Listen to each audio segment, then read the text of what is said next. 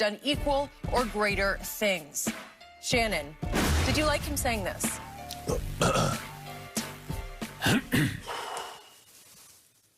T.O. still has not gotten over not being voted on the first ballot. There are very few modern receivers. Now Calvin Megatron is one of the ones. If I'm not mistaken, of the modern guys, Steve Largent, Jerry Rice, Randy Moss, Megatron. Yep. And it still bothers him. And by the way, just for the record, Shannon Sharpe was a what ballot? 3. I got in the 3rd time.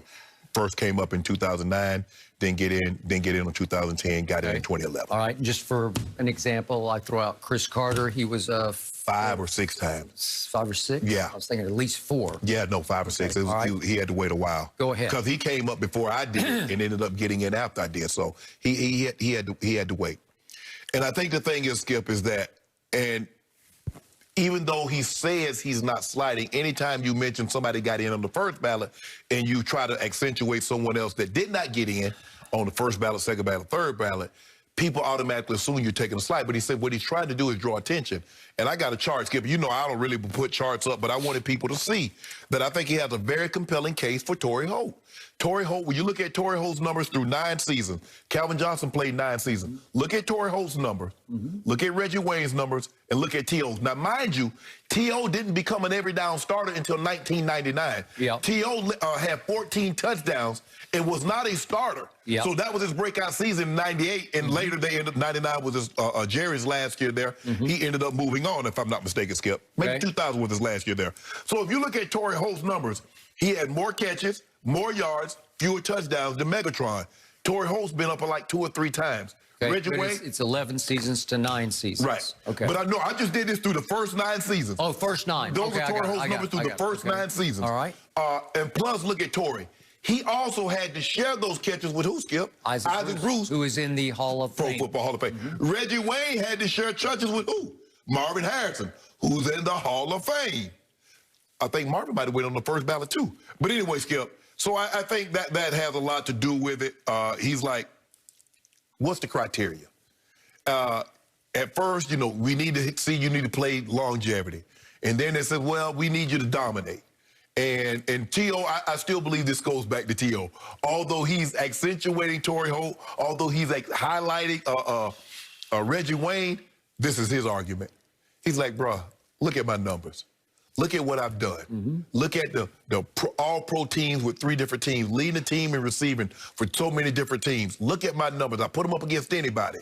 And y'all made me wait. And he said, y'all did me so dirty. You changed the rules. You said you could use sideline behavior. You could use locker room behavior to keep a guy out of the Hall of Fame. Well, that had never been in the bylaws because you said only what happened on the field of play, because you disregarded it with everybody else in the history of the game. But when it came to my turn, you said you could use this as a criteria. Torrey Holt, I think Torrey Holt has a more compelling argument than, per se, Reggie Wayne. But Reggie did play alongside Marvin Harrison. He had to share those catches. Torrey Holt had better numbers in 9 years, even though he had to share catches. Megatron deserved to be in there. But I believe T.O. should have been a first ballot, and you can make a compelling case for Torrey Holt, even if you want to make one for Wayne also. But I believe Torrey Holt has the more compelling case. Okay. Let's start with my man, Terrell Owens. I do not want to reignite my feud with him today because I made it very clear how I felt about him, which is why I nicknamed him Team Obliterator, and let's leave all that out. He did finally get into the Hall of Fame. Right. God bless him, but it didn't change his outlook on the Hall of Fame. No. So he's going to carry this grudge for 2 reasons, because it's in his heart, right, number one, but it also keeps him relevant this time every year, because without it, you kind of fade into the background. But every year he's going to say, no, I'm not going to participate, and hey, look what you did to him, and look at what you did to him. Right. And so now he's the anti-Pro Football Hall of Famer. Right. Even though he's one of your brethren now, yes, he's not going to participate as one of your brethren. In part, it's because that's sort of who he always was. Right. That's how he grew up. That's sort of how he was raised. He was always kind of an outsider looking in, and he's still going to be an outsider looking in. And I get it, and he's smart about it. These aren't absurd arguments that he's making. Right. But I'm going to go back to my rule of thumb about your Hall of Fame. Mm-hmm. I want to be able to say, is he a Hall of Famer? And I just immediately say yes. Right. Is Megatron a Hall of Famer? Yes, he's a Hall of Famer. Right. He transcended. He's got the single season record. He should have the single game record, but Flipper Anderson went out of his mind one day, game for the Well, he did that number on y'all, though. You know, he got the 330 against He got the you 330 against Cowboys. Hey, I watched every last second of it. You know who got victimized the whole game was Brandon Used Car. Yes, he did. Whew.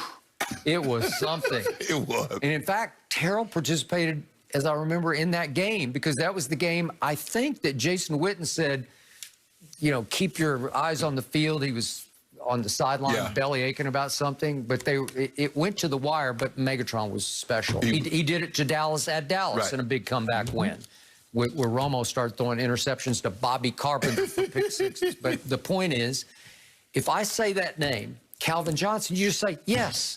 But if I say Torrey Holt, this is just me, if I have to think for a second, then he's not in the Hall of Fame. That's just the way I look at it. That's my rule of thumb. Torrey Holt, yeah, maybe. No, he's not.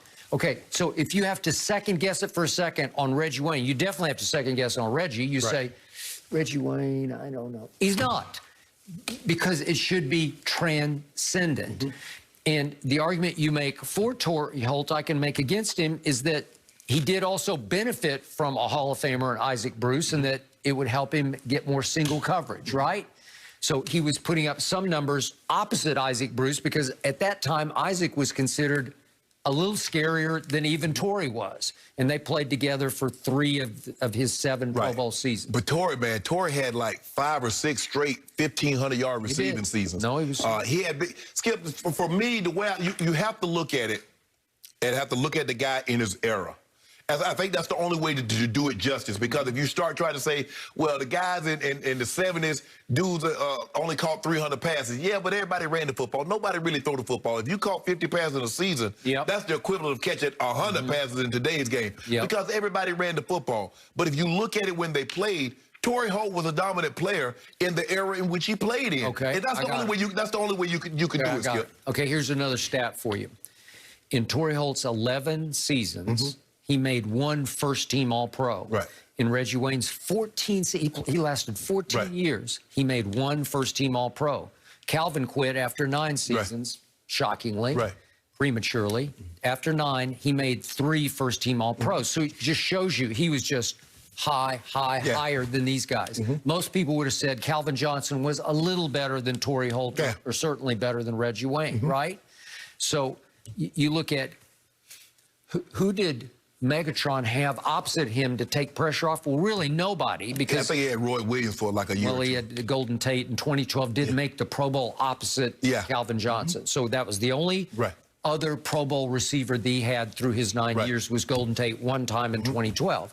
Okay, it's just, I get what Terrell's saying. If you want to do the numbers, the numbers are what you put up. Yeah, that speaks loudly. Yeah, you can make a, like you said, you can make a case for it. But Skip, the thing is, for me, it bothered me at first when I didn't get in. I was like, well, damn, you don't like my numbers this year. What makes you think you're gonna like them next year? I mean, you look at my numbers and what I did that no other tight end had ever done, had ever had 8,000, 9,000, 10,000 yards. The numbers that I was able to put up, the way I won, and wherever I went, that I won.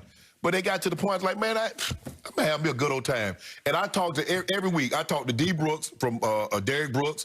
I talked to Sapp, and I talked to Dion. All 3 first ballot, and it never come up.